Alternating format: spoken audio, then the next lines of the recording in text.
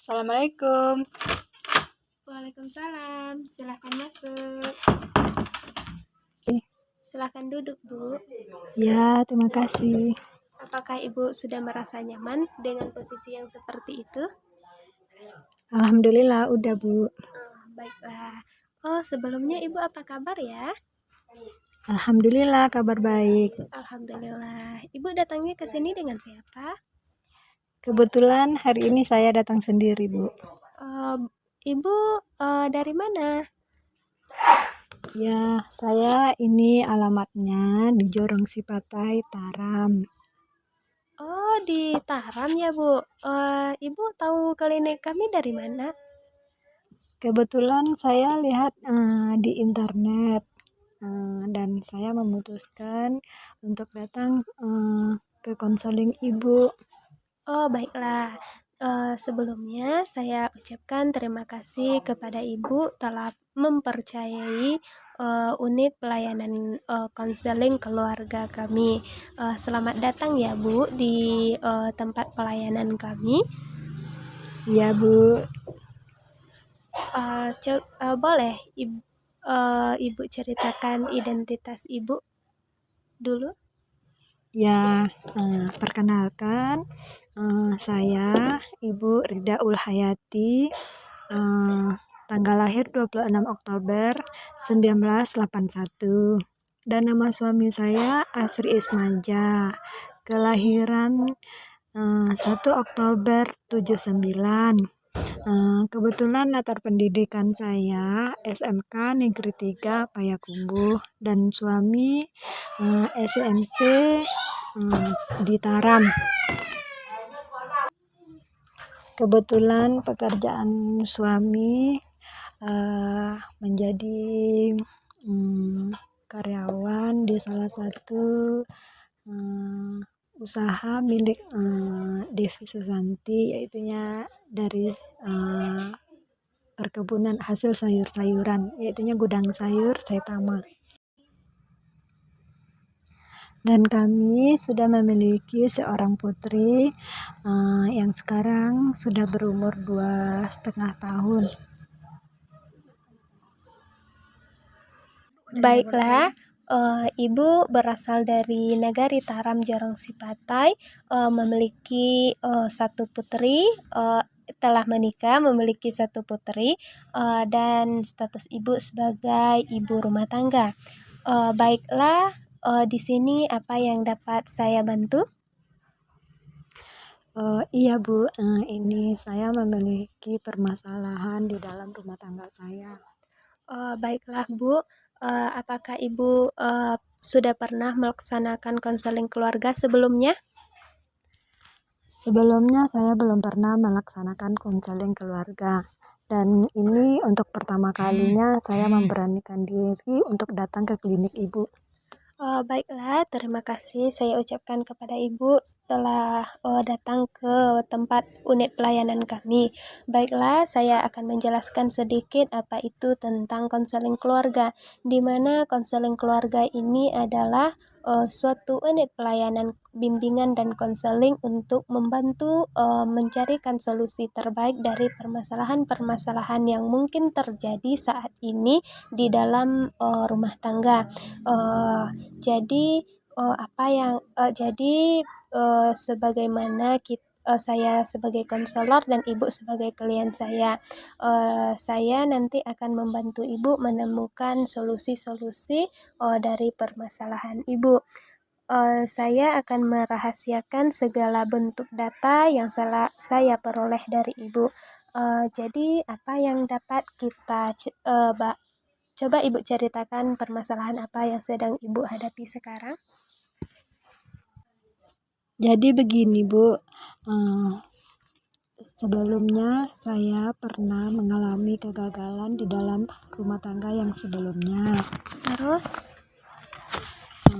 Berdasarkan rumah tangga yang berantakan, jadi sampai sekarang, sehingga saya mengalami sedikit trauma atau rasa kurang percaya terhadap laki-laki, sehingga saya untuk memilih untuk hidup sendiri itu selama 9 tahun, karena saya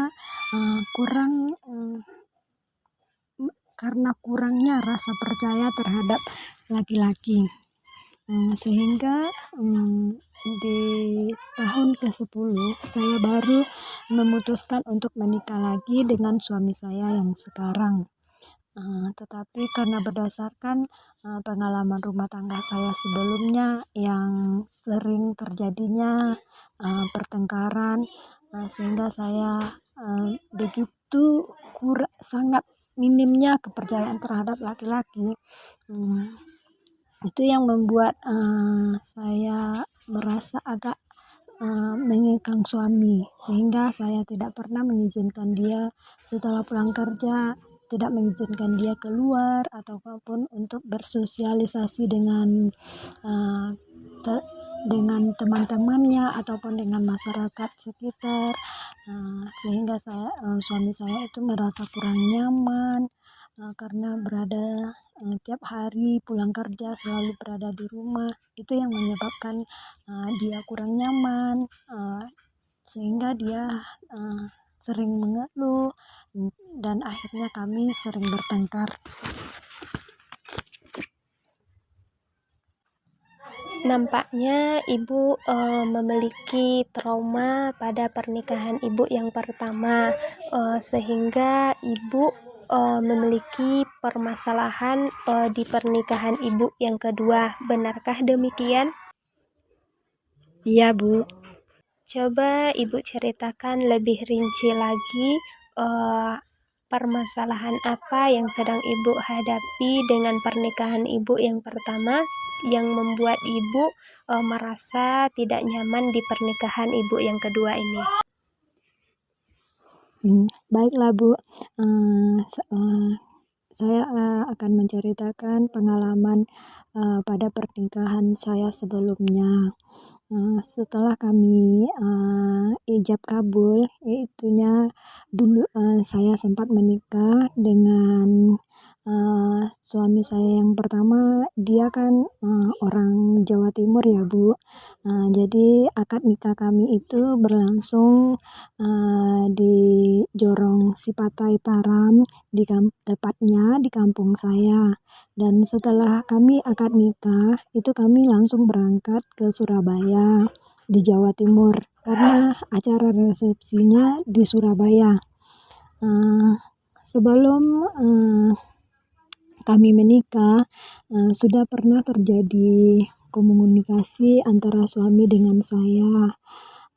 Dia sudah merencanakan jauh-jauh sebelum kami menikah, yaitunya dalam masa perkenalan, yaitunya dalam masa kami saling kenal satu sama lain, sehingga kami memutuskan untuk menikah. Dia sudah merencanakan, bahkan dia pernah menelpon adiknya untuk menanyakan.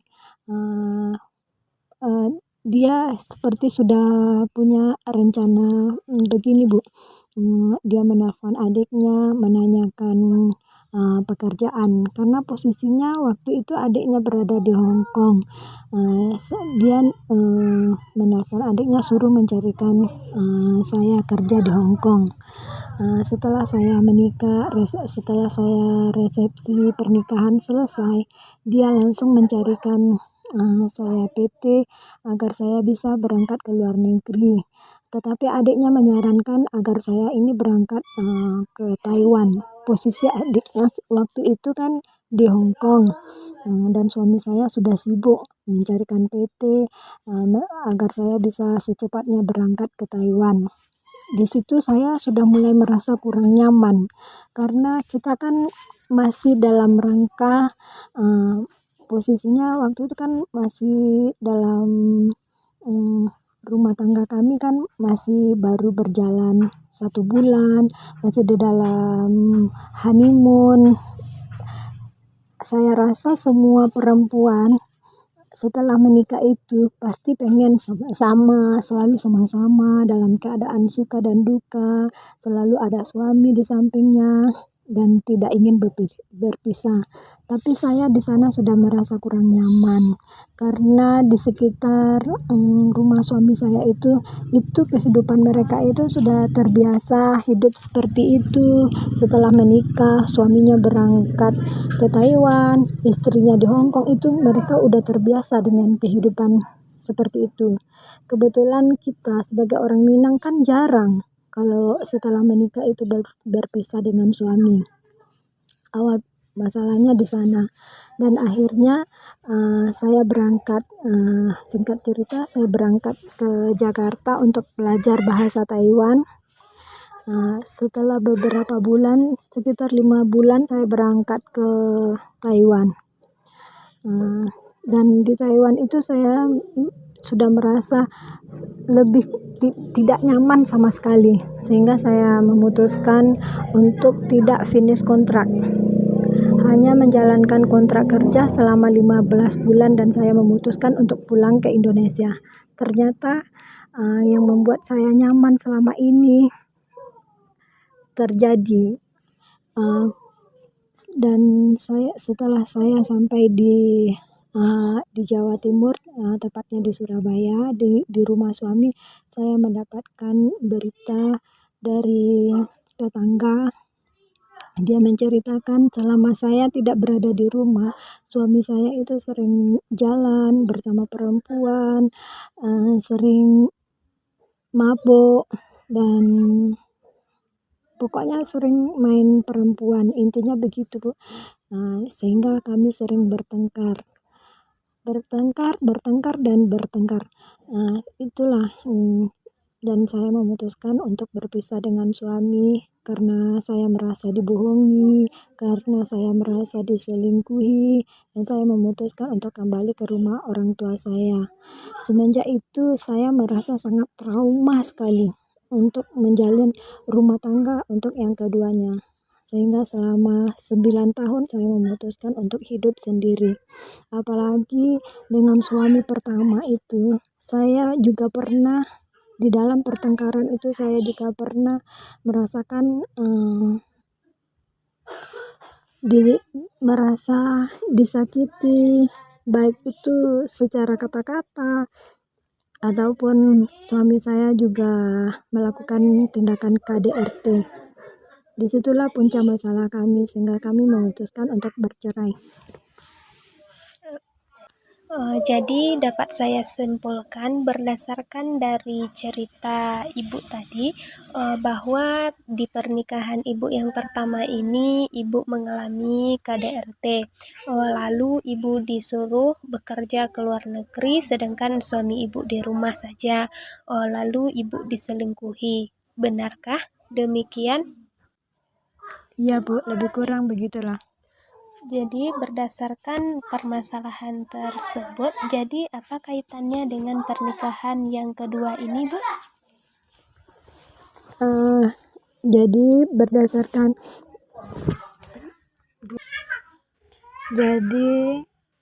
karena background ataupun latar belakang rumah tangga sebelumnya sering terjadi pertengkaran, sehingga begini ya, Bu, saya itu merasa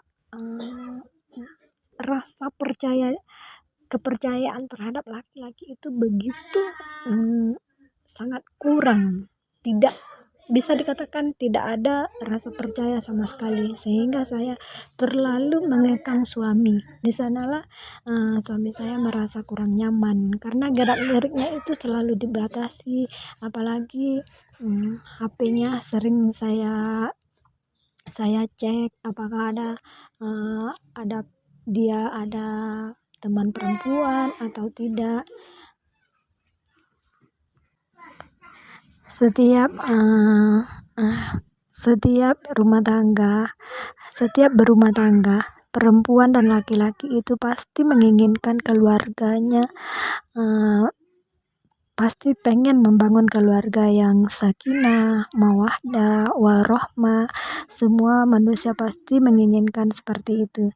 Tapi pada dasarnya saya tidak, di dalam rumah tangga saya merasa kesulitan untuk menerapkan agar rumah tangga kami ini bisa seperti rumah tangga orang, kebanyakan tidak ada masalah.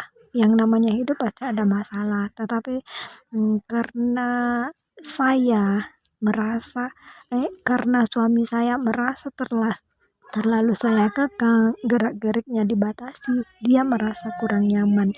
Jadi sering di pernikahan saya kedua ini juga sering terjadi pertengkaran kecil, dan saya sekali lagi saya merasa ada trauma. Saya pengen jangan sampai keluarga saya yang kedua ini, rumah tangga saya yang kedua ini, kami sampai berpisah. Jadi pada intinya yang ingin saya tanyakan kepada ibu, yang ingin saya konsultasikan bersama ibu, yaitunya bagaimana sikap saya agar bisa menaruh kepercayaan terhadap suami itu 100% seperti layaknya istri-istri yang lain, agar suami saya tidak merasa tertekan. Baiklah Bu.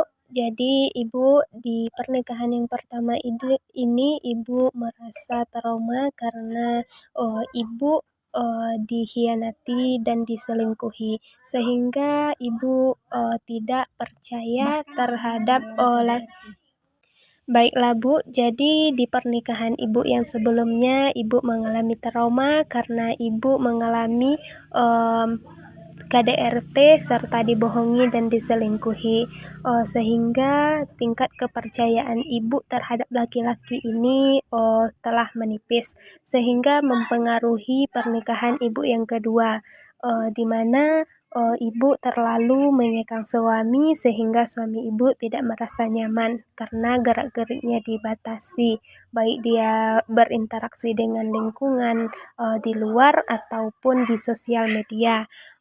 Jadi karena hal tersebut, Ibu ingin membangun keluarga sakinah, tapi Ibu tidak tahu bagaimana membangun kepercayaan terhadap laki-laki. Benarkah demikian?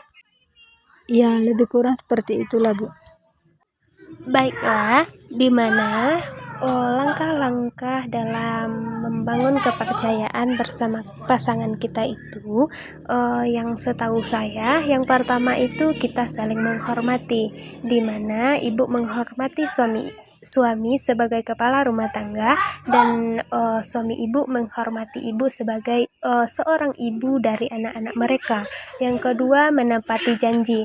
Contohnya Ibu memiliki janji-janji kecil bersama pasangan Ibu, jadi Ibu menepati janji tersebut. Contohnya janjian pergi makan keluar atau hal-hal lainnya. Yang ketiga itu Ibu bisa membangun kedekatan bersama sang suami dengan dinner di luar atau pergi jalan-jalan membawa anak Ibu. Yang keempat, bisa menerima kekurangan pasangan, di mana kita dalam berumah tangga ini tidak ada yang sempurna. Kita mesti memiliki permasalahan apapun itu, baik permasalahan sosial, pribadi, belajar, ataupun karir, ataupun permasalahan-permasalahan di rumah tangga. Yang kelima, kita bisa meluangkan waktu bersama dengan pasangan, dengan anak-anak kita, agar keluarga kita ini harmonis dan saling menyayangi. Lalu kita itu dapat juga memberi dan menerima. Contohnya, Bapak memberi hadiah kepada Ibu atau Ibu menerimanya, atau bisa juga Ibu yang memberi kepada Bapak dan Bapak menerimanya. Lalu tidak mengungkit masa lalu. Contohnya, pasangan kita ini pernah melakukan kesalahan, lalu kita ungkit-ungkit, itu tuh dikurangi karena itu dapat mengurangi rasa percaya kita terhadap pasangan. Jadi kalau Ibu menerapkan langkah-langkah tersebut, insya Allah Ibu akan bisa membangun keluarga sakinah, mawaddah, warahmah. Saya yakin dan percaya Ibu dapat membangun keluarga sakinah, mawaddah bersama Bapak. Dan saya mendoakan agar keluarga Ibu dapat sakinah, mawaddah, warahmah, dan bahagia selalu seperti pasangan-pasangan yang lain.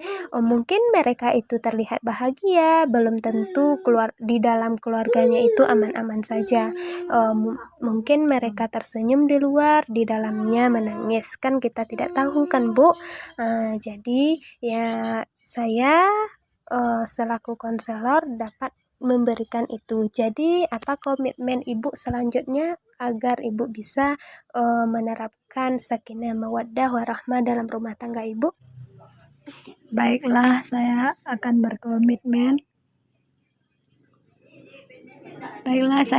berkomitmen.